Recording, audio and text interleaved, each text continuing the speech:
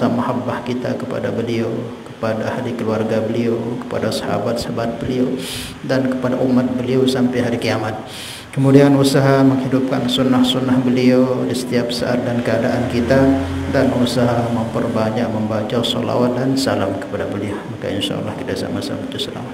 Sallallahu rabbuna ala nuril bin Ahmad al-Mustafa Sayyidil mursalin wa ala alihi wa sahbihi ajma'in wa ala alihi wa sahbihi ajma'in. Sallallahu rabbuna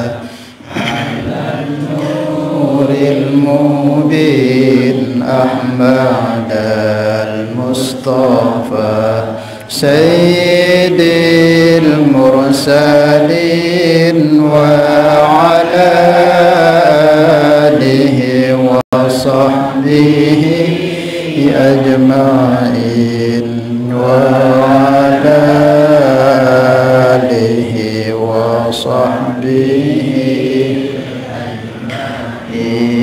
sallallahu rabbuna ala nuril mubin Ahmad al-Mustafa sayyidil mursalin wa ala alihi wa sahbihi ajma'in وعلى آله وصحبه أجمعين.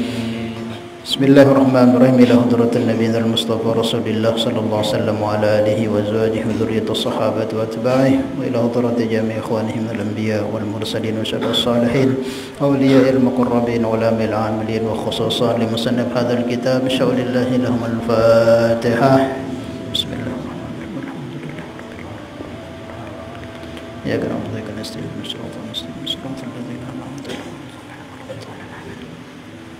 Alhamdulillah hadirin jamaah salat maghrib yang sama-sama dimuliakan Allah Subhanahu wa taala. Niki kita lanjutkan mudzakarah kita kajian akidah sifat 20 yang malam ini insyaallah kita akan bahas sifat yang keempat, yaitu mukhalafatun lil hawadis. Sebelum tiang jelaskan di sini, mungkin yang juga perlu jelaskan derajat sifatnya sebagaimana yang dahulu supaya kita mudah mengerti posisi setiap sifat-sifat Allah Subhanahu wa taala. Jadi sifat yang kita akan bahas ini derajat sifatnya itu di pembagian sifat yang kedua, yaitu sifat salbiyah atau sifat salabiyah. Dulu kan pernah yang jelaskan ada sifat namanya nafsiyah, ada salbiyah, ada ma'ani dan ma'nawiyah. Nah, sifat yang kita akan bahas ini berposisi di derajat sifat yang kedua, salbiyah, yaitu pembersihan atau penyucian bagi zat Allah agar tidak diserupakan, disamakan dengan makhluk-makhluknya. Yang baca dulu mukhalafatul lil hawadits, artinya bersalahan Allah Ta'ala bagi segala yang baharu. Maksudnya yang baharu ini ya makhluk. Allah itu tidak sama sedikit pun dengan makhluk-makhluknya. Maka mustahil bersamaan Allah Ta'ala bagi yang baru. Maka mustahil, tidak bisa dicerna akal sehat kita kalau Allah itu serupa dengan makhluk. Nah, kenapa? Nanti itu yang jelaskan. Dalilnya firman Allah Ta'ala dalam Al-Quran, Bismillahirrahmanirrahim, laisa kamitslihi syai'un wa huwas sami'ul basir. Artinya tiada seumpama sesuatu bagi Allah Subhanahu wa taala. Itu dalilnya. Maka sikap kita sebagai seorang mukmin yang meyakini bahwa Allah itu tidak serupa dengan makhluk, maka patuh bagi mukmin meyakini, mengiktiqad bahwa ia banyak mengucapkan atau menyebut atau bertasbih kepada Allah Ta'ala jua adanya. Jamaah salat maghrib yang sama-sama dimuliakan Allah Subhanahu wa taala. Jadi di antara fungsi kita mengkaji ilmu akidah, di antara untuk kita mengenal Allah Subhanahu wa taala, yaitu juga untuk kita supaya meniadakan keberadaan Allah itu serupa dengan makhluk-makhluknya yang lemah. Dan sifat yang malam ini itu yang kita akan bahas. Karena yang makhluk juga diberikan sifat-sifat dan zat oleh Allah Subhanahu wa taala. Kita ada enggak kita ini? Ada enggak? Ada di sini. Masa? Ada enggak? Ara, kan? Ara itu. Bedui tanda sifat. Bedui, sifat itu contohnya apa? Pintar, ara dengan zat pintar, rasa bodoh. Ara sifatnya orang itu cerdas, cepat nangkap, agak-agak lambat nangkapnya. Itu ada sifat. Ada sifat orang itu akhlaknya baik, ada yang buruk, ada yang ngantokan, ada yang pemalas dan sebagainya. Itu sifat. Nah, itu ada juga yang dimiliki oleh makhluk. Allah juga punya sifat. Tapi jangan pernah kita samakan antara sifat Allah yang wajibul wujud, yang tidak diciptakan, dia sedia ada tanpa pernah tidak ada, dengan kita ini, wujud kita ini mungkinul wujud, kita ini ada karena diciptakan. Dan sifat yang Allah berikan juga ini, siapa yang berikan? Allah Subhanahu wa taala. Walaupun makhluknya dengan penciptanya kita sama-sama punya sifat sebagaimana sifat Allah, tapi jangan sampai kita serupakan. Paham ya? Kenapa? Banyak sekali dalil yang dalam Al-Quran larangan kita untuk menyerupakan Allah dengan makhluk, karena nggak layak. Sebagaimana yang sering yang jelaskan, nggak layak sangat kita samakan Allah itu dengan makhluk. Kita ini lemah. Nah, kita ini lemah, serba lemah. Kenyang, terlalu kenyang, penyakit. Kurang makan, kelaparan juga penyakit. Serba. Kedinginan sakit, kepanasan juga sakit. Kita ini banyak sekali kekurangan, aib-aib yang ada pada diri kita, zat kita atau sifat kita. Nggak ada orang pintar terus, itu nggak ada. Ada saatnya dia akan lupa, ada saatnya pintarnya akan hilang kalau ada terjadi kecelakaan atau semakin menua. Nah, itu yang kita samakan dengan sifat Allah yang sempurna itu, maka tidaklah pantas. Baik zatnya Allah ataupun sifat-sifat dan af'alnya Allah sedikit pun tidak serupa dengan makhluknya. Kita ini lemah sangat, Allah itu sempurna. Artinya bersalahan Allah Ta'ala bagi segala yang bahru. Jadi bukan hanya pada zatnya saja Allah itu tidak serupa dengan makhluknya. Kata para ulama ada di 3 tempat. Ada di 3 tempat Allah ini tidak pada kanca makhluk-makhluknya. Pertama, zatnya Allah dengan zat makhluk ini tidak sama. Itu atau alam semesta ini kan wujud. Zatnya alam semesta, zatnya kita makhluk ini tidak sama dengan zatnya Allah. Itu yang pertama dalam zatnya. Zat itu ada zat diri zat diri Allah itu tidak sama kanca itu. Kemudian yang kedua dalam hal sifatnya. Sifat Allah itu tidak sama dengan sifat yang kita miliki. Kemudian yang ketiga dalam hal af'alnya, perbuatan atau pegawaian Allah Ta'ala ndekna pada kanca makhlukna. Jadi di 3 tempat zatnya Allah tidak serupa dengan makhluknya sedikit pun, kemudian sifatnya Allah sedikit pun tidak serupa dengan makhluknya, dan juga af'alnya Allah itu sedikit pun tidak serupa dengan makhluknya. Kita bahas satu-satu. Yang pertama pada zat diri Allah itu, apa perbedaannya dengan kita? Banyak sekali sebenarnya, cuman sedikit saja kita bahas di sini. Minimal 2 lah kita bahas ini. Yang pertama, Allah itu la yahwihi al-makan. La yahwihi al-makan, la yahtaju idal makan. Zatnya Allah Subhanahu wa taala tidak berhajat kepada tempat. Kembali. Kembek Allah Ta'ala ni berhajat lek tahu kembek.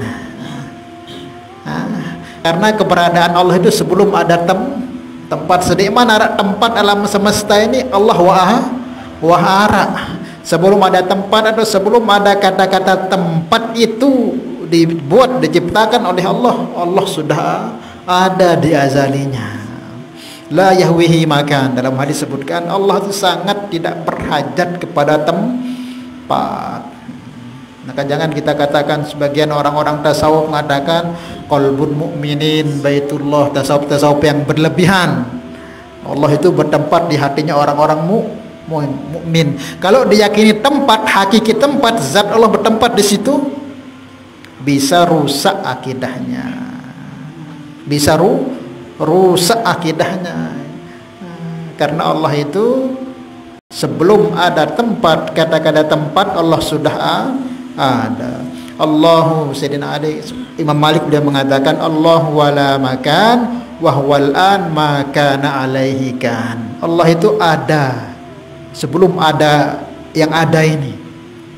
Wa huwal an, dan sekarang juga Allah ma kana alaihi kan, tidak berada di tempat walaupun Allah ciptakan tempat ini, di luar tempat itu. Di mana tempatnya? Maka itulah kita senantiasa ucapkan subhana rabbika rabbil izzati amma yasifun. Kita serahkan kepada Allah, Allah yang maha sempurna. Kenapa? Kalau kita katakan Allah itu bertempat, itulah yang namanya lemah. Sida pihak balik ini untuk apa? Sida butuh atau enggak balik ni? Butuh enggak? Kedua apa? Makanya itu butuh. Kita beli mobil, beli jajan dan sebagainya, memang kita butuh. Nah, kok ada Tuhan berhajat? Tuhan loh berhajat, butuh, berarti lemah, nggak layak dia dijadikan Tuhan. Tuhan itu harus qiyamuhu binab, ndek butuh kepada sesuatu apapun. Ghaniyun anil alamin, sedikit pun tidak berhajat kepada makhluk. Sebaliknya semua makhluk ini berhajat kepada Allah.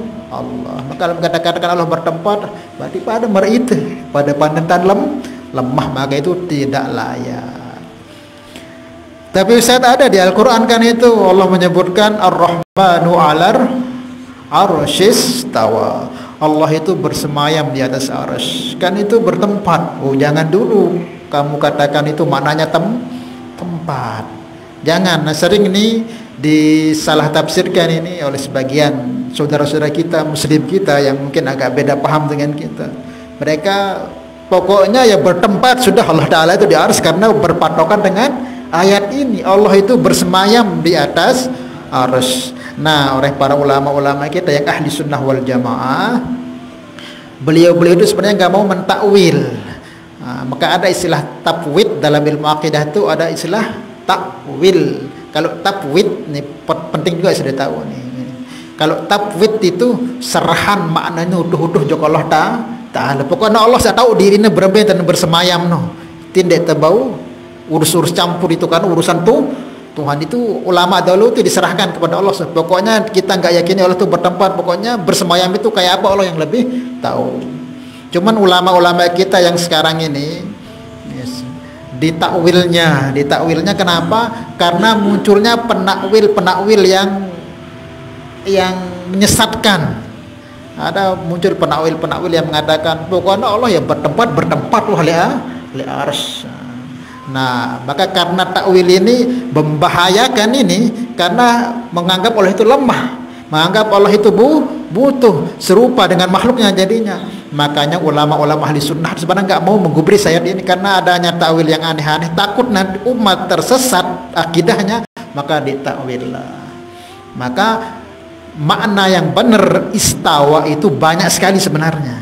Dia ini sekedar bertempat toko li arsy, tidak banyak sekali. Ada kurang lebih 20-an atau 30-an dia punya makna istawanya. Ada memang bertempat, bisa menguasai, bisa menduduki, bisa meliputi, bisa, dan banyak maknanya. Nah, oleh ulama-ulama kita ahli sunnah wal jamaah agar Allah ini tidak serupa dengan makhluknya, jadi lemah sama dengan makhluknya. Maka makna si'na bait ulama itu nih, istawa itu maknanya menguasai. Paham ya? Jadi Allah ini bukan bertempat di arsy. Kalau bertempat pada, maka hati-hati ulama, makna istawa situ Allah menguasai arsy. Maknanya apa? Arsy saja makhluk Allah yang paling belik nih arsy nih. Dikuasai, apalagi lain. Bukan Allah bertempat di arsy stokol dan sebagainya. Oh enggak, mesti nanti akan terbayang di hati kita berarti berbeli kursi nih Allah Ta'ala stokol nih. Terus bareng malaikat tinggal perintah-perintahnya, ini kan kebayang itu. Nah, membayangkan hal-hal seperti itu bagi kita untuk Allah itu jangan, enggak boleh. Al-fikru wal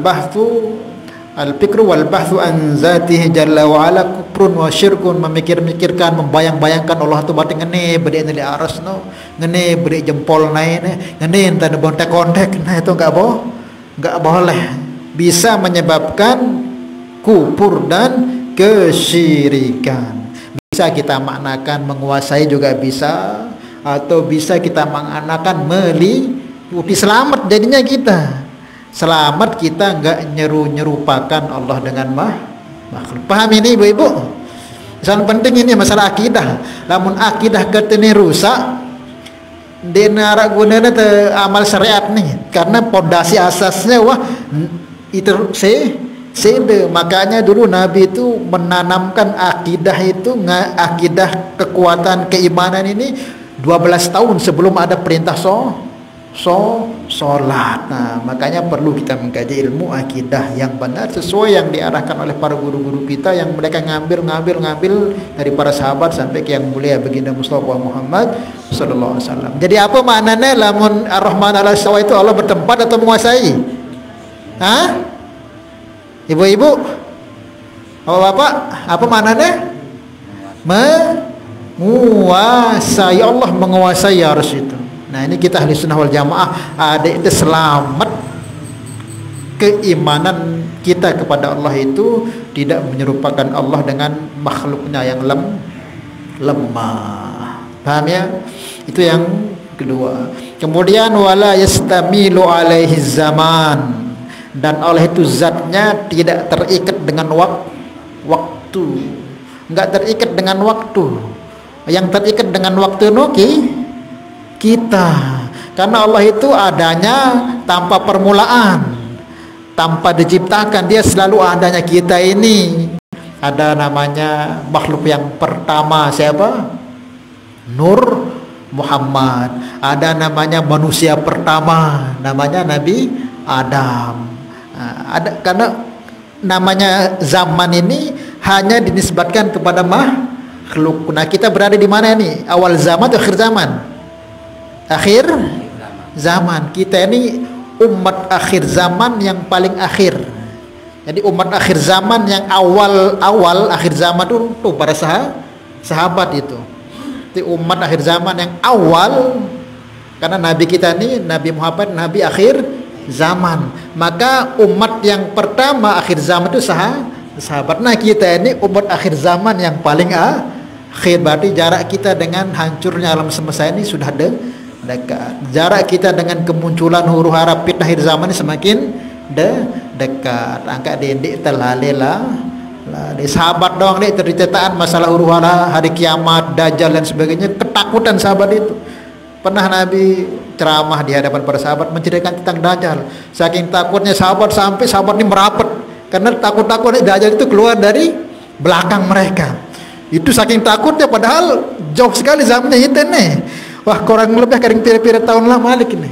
Lagu itu semakin slow, santai, denara rasa takut. Nah, makanya penting kita ini menanamkan rasa takut kita kepada Allah Subhanahu wa taala. Nah, zat Allah itu tidak terikat dengan zaman dan waktu. Tidak ada istilah Allah itu turun, naik, pindah kemana enggak. Itu hanya layak dinisbatkan kepada kita ini makhluk. Karena ada masa sekarang, tidak ada itu bagi Allah. Kemudian yang kedua, yaitu tidak sama Allah itu, tidak pada Allah Ta'ala itu dalam sifatnya. Kalau tadi zatnya, paling minim kita pahami bahwa dalam sifat ini bahwa Allah itu zatnya wajibul wujud, kalau kita ini zatnya mumkinul wujud. Kalau Allah Ta'ala wujudnya itu tanpa diciptakan, tanpa dilahirkan, tanpa pernah tidak ada. Nah kita ini ada diadakan, kuat dikuatkan, pintar dipintarkan. Zat kita dan sifat kita diciptakan oleh Allah. Nah kemudian sifat, nah dalam segi apa saja sifat Allah yang sempurna itu dengan kita ini apa bedanya? Bedanya kita punya sifat ini sering terjadi perubahan, tagayyurat, perubahan. Sering kan terjadi perubahan. Itu ini penyeriutin dan ini nominal tetap sempurna dan ini. Dari lahir kita bisa melihat enggak? Baru lahir. Dekman, belum kita melihat. Sempurna kita melihat naik umur kita. Nanti lama-lama tambah tua kurang penyeriut. Kadang kena penyakit berubah penyeriut, katara, kadang min plus dan sebagainya, berubah sifat itu. Saya melihat kita ini dalam Al-Quran sering yang bacakan, walladzi akhrajakum min butuni ummatikum la ta'lamuna syai' wa ja'ala lakumus sam'a wal absar wal afidah. Dia zat yang mengeluarkan kalian dari perut ibu kalian, la ta'lamuna syai', kalian tidak bisa apa-apa, tidak kenal siapa-siapa. Bahkan kita, diri kita sendiri kita kenal waktu lahir itu. Bidan yang keluarkan kita di perut ibu kita nggak kenal. Bahkan ibu yang lahir kita itu nggak kenal. Diri kita aja nggak kita kenal waktu itu. Itu keadaan kita. Kemudian selepas itu wa ja'ala lakumus sam'a wal absar wal afidah, Allah beri kita penglihatan, mata dan hati. Itu pun tidak langsung, proses lama dulu bisa paham hati kita ini, akal kita ini. Itulah sifat kita. Mungkin umur 20 tahun, 30 tahun itu masih bagus penglihatan kita, masih bagus pemikiran kita. Lama-lama akan berubah.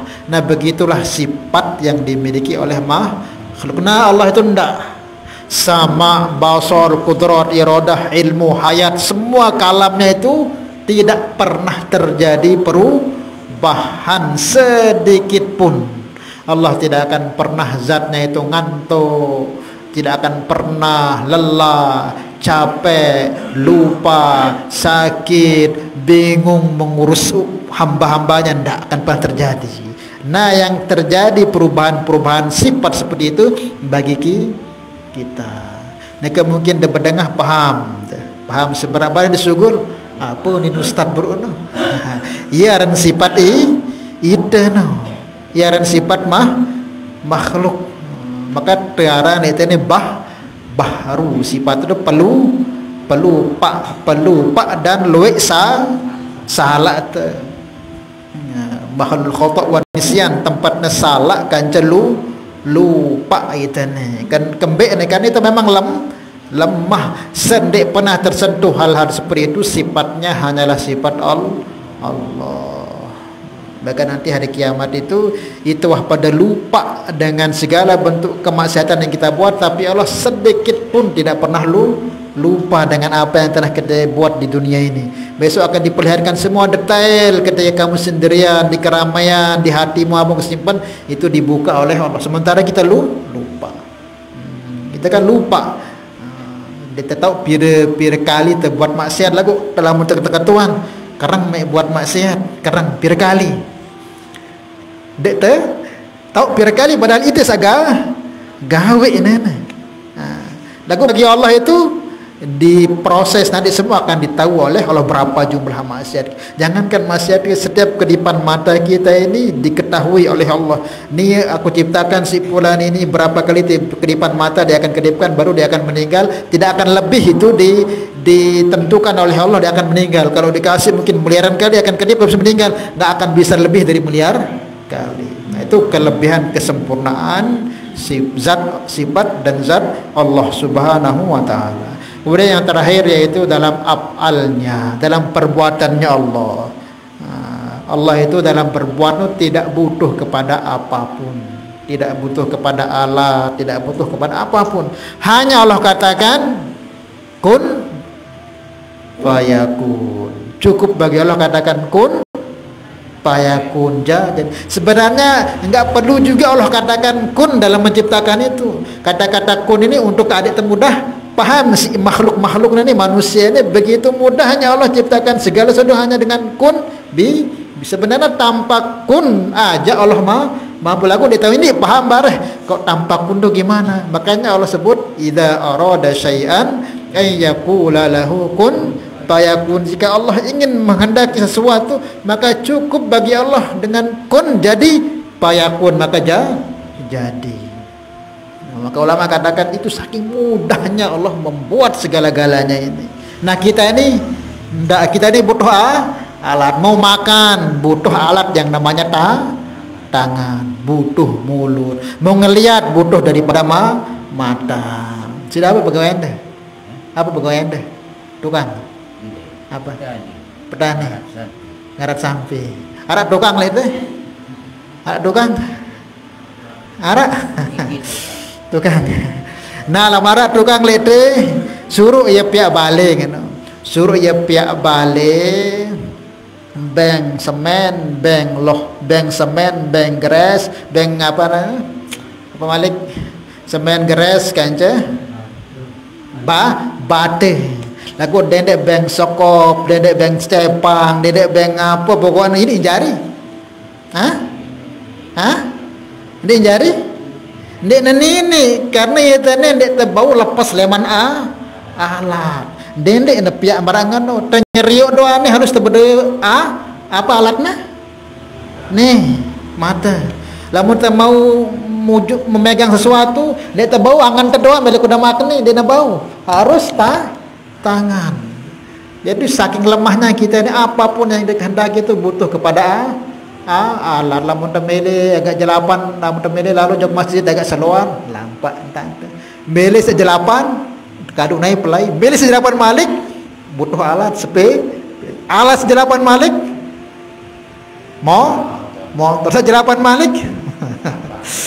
Jadi wali dulu.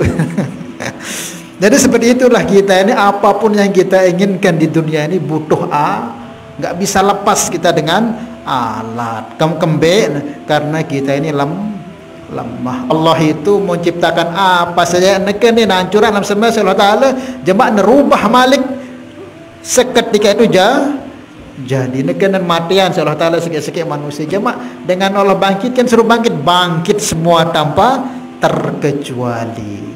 Nah itulah sedikit tempat perbedaan antara sifat kesempurnaan zat dan apalnya Allah dengan kita ini sangatlah lemah. Maka mustahil bersamaan Allah Ta'ala. Bagi yang baru maka mustahil enggak diterima oleh akal. Kok Allah itu serupa dengan makhluk dalam zatnya, dalam sifatnya, dengan apalnya. Seperti yang jelaskan tadi, sangat tidak jauh sekali. Kita ini zat kita diciptakan, sifat kita diberikan oleh Allah. Mau apa saja butuh alat, kok mau disamakan dengan Allah sakmara belut yang ceritaan itu tidak diterima oleh akal. Dalilnya firman Allah Ta'ala, laisa kamitslihi syai'. Allah itu sangatlah tidak serupa dengan segala sesuatu. Sesuatu apa? Semua namanya sesuatu ini yang selain Allah itu sesuatu sudah. Nah sekarang kita langsung, pada waktunya kita langsung masuk ke sikap kita. Jadi ketika kita tahu Allah ini sempurna sifatnya, zatnya dan af'alnya, perbuatannya, maka apa sikapnya nih? Saya yakin jokno, maka hendaklah kita banyak-banyak memberi tasbih, membaca tasbih mensucikan Allah. Luwe baca subhanallah. Apa dia subhanallah? Apa dia subhanallah?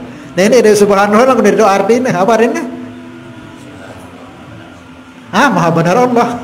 Sadaqallah, maha benar Allah. Subhanallah apa? Maha puji. Maha suci Allah.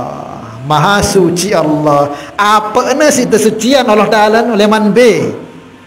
Nah, lama tahu maknanya dari apa kita sucikan Allah ketika kita subhanallah itu beda pahalanya. Antara langit dengan bumi beda pahalanya. Lamun dah ucap subhanallah dan mau ada pahala. Lagu mungkin sekejar. Lagu lama sekali doang subhanallah, lagu tahu de pahami makna apa arah lek mana, makna apa lek man sucian Allah Taala no, maka beda pahala. Itu subhanallah. Dan kita makna maknakan yang tadi itu, bahwa zat Allah itu sedikit pun tidak serupa dengan makhluk, sifat Allah pun sempurna, tidak sedikit pun serupa dengan makhluk, apal Allah sempurna sedikit pun. Kemudian kita tanamkan kebaca subhanallah, oh itu nilainya beda dengan subhanallah beda. Itu kan kebanyakan kadang subhanallah yang jelas banallah banallah padanya banallah subhanallah, maha suci Allah. Maka setiap kita ucap subhanallah itu tanamkan bahwa Allah lah zat yang maha sempurna, zatnya, sifatnya, apalnya sempurna. Allah maha suci Allah dari ada sekutu, dari serupa dengan makhluknya, dari zatnya yang serupa dengan makhluknya, dari afal dan sifatnya. Itu kita zikirkan itu. Maka nanti nilai zikir kita itu beda di hadapan Allah. Pahalanya pun beda dengan hanya subhanallah. Tetap mau pahala lagu beda hasilnya. Paham ya? Apalagi tetaman Malik itu ucapkan subhanallah, maha suci Allah, dan kita ini maha yang banyak dosa, sehingga kita ucap subhanallah itu ya Allah, maha suci Allah. Kemudian kita kembalikan ke kita yang sangat kotor, keruh, banyak dosa, banyak kehilapan, lagu tebeng lisan te memuji mensucikan Allah, itu pun juga lain nilainya di hadapan Allah. Makanya tanamkan apa yang kita kaji malam ini, tanamkan itu. Ketika subhanallah, maka kita maknakan dalam hati kita, jangan ke dalam hati kita bahwa Allah itu maha suci daripada sekutu yang seumpama dengan Allah. Kemudian kita amanahkan maha suci Allah itu serupa sedikit pun dengan makhluknya yang lemah, baik sifat af'al atau perbuatannya. Kemudian kita ucapkan subhanallah yang maha tinggi, yang maha mulia, maha suci. Kembalikan ke kita yang diberi izin untuk memuji Allah, yang hari-hari dalam dosa, dalam kemaksiatan, dalam kelalaian. Nah ini kita baca subhanallah dengan kita baca yang biasa tanpa tahu arti maknanya, beda nilainya di hadapan Allah. Makanya ilah subhanallah yang dulu pernah ketika Nabi Sulaiman itu lewat bersama tentara anginnya, jin-jinnya di atas udara, maka ada umat yang mengatakan subhanallah, maha suci Allah. Nah satu kali subhanallah kalau ditimbang itu bisa mengalahkan dunia dan isinya. Insyaallah ya. Ya, maka kita perbanyak membaca tasbih mensucikan Allah dengan kita tanamkan makna-makna yang telah kita dengarkan tadi itu, supaya nilai tasbih kita ini dan berkesan di dalam hati kita, sehingga semakin kita ucapkan, semakin kita mengagungkan Allah, memuliakan Allah, semakin kita dekat dengan Allah Subhanahu wa taala. Wallahu a'lam bishawab. Nggih, mungkin Anda tanyakan. Ya.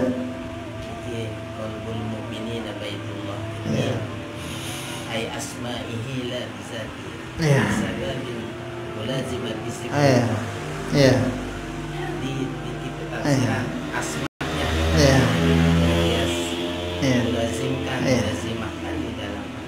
Intinya pokoknya jangan side pahami tempat zatnya Allah di hati.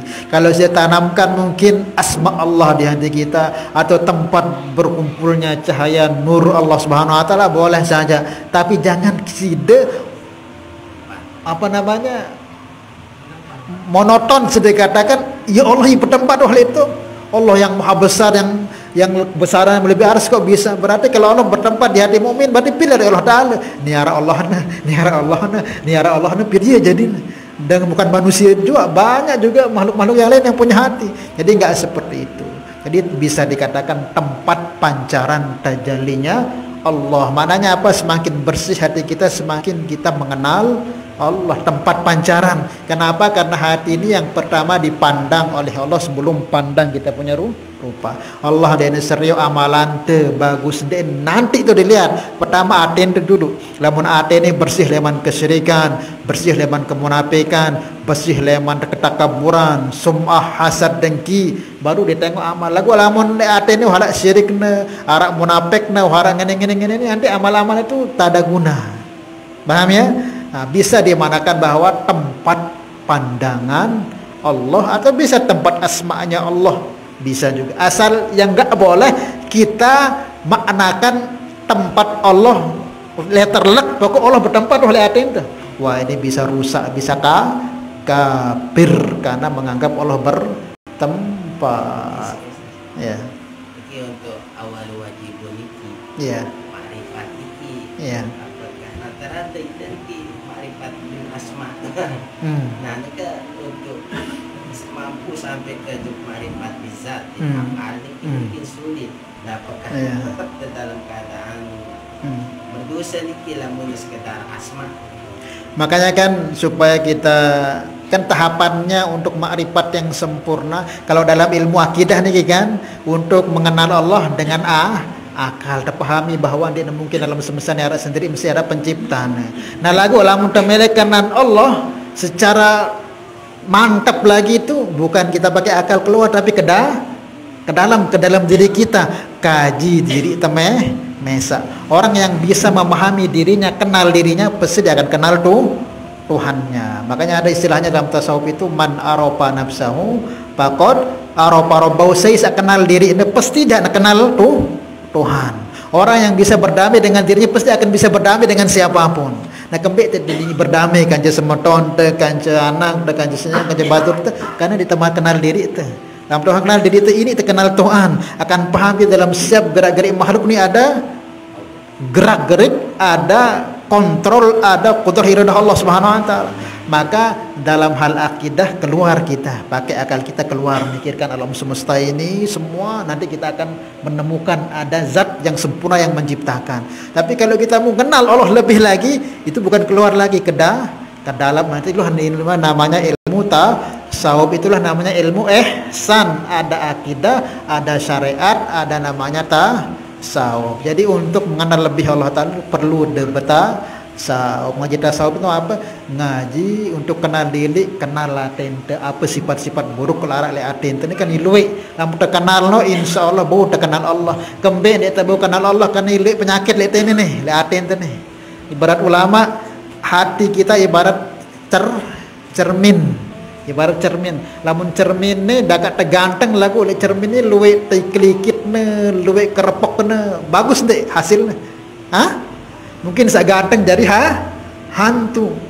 Lagu lamun bersih cermin ni, akan bersih, bahkan lebih ganteng kepada aslinya. Nah begitu juga sekarang ini kenapa kok kita nggak bisa memandang kudratullah berada dalam pergerakan alam semesta ini? Kita anggap bahwa si pola ni ya begawian, ni gempa ni yang memang gara-gara ni. Dia tahu ni sebatan aja kalau Taala kembali. Iya ni penyakit ni ya kerah. Maka untuk membersihkan hati ini ada namanya disiplin ilmunya, namanya ilmu tasawuf. Nah para wali kebanyakan diangkat jadi wali ya karena memperdalami ilmu tasawuf. Misalnya ya, nah sudah cari mesa wah guru-guru tasawuf itu penting ini.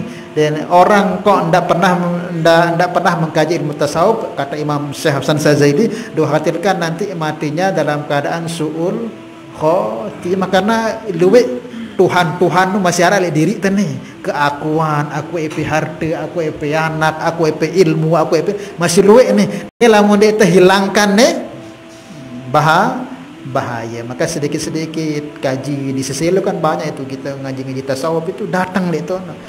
Daka-daka dia jadi wali yang penting wah teka haji harap usaha hente. Nak barang doang diri tene berdua bagus lah tan pakai lagu.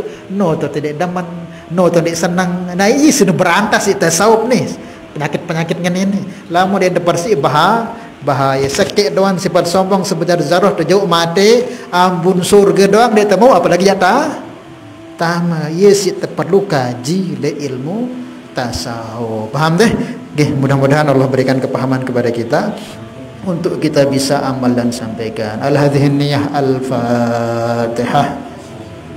Bismillahirrahmanirrahim. Alhamdulillahirabbil alamin. Arrahmanirrahim. Iyyaka na'budu wa iyyaka nasta'in. Ihdinas siratal mustaqim. Siratal ladzina an'amta 'alaihim ghairil maghdubi 'alaihim. Salatullah salamullah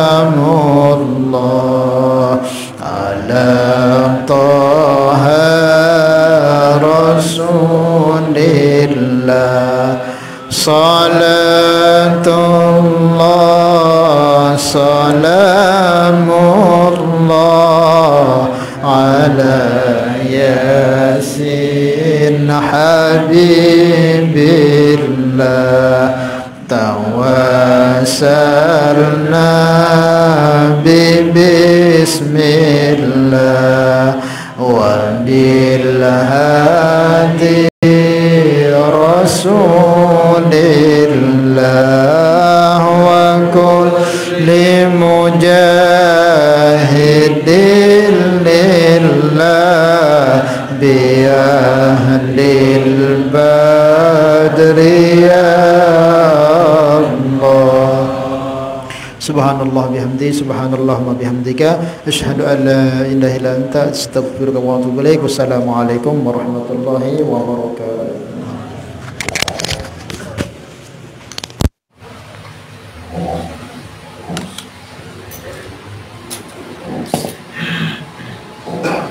Alhamdulillah.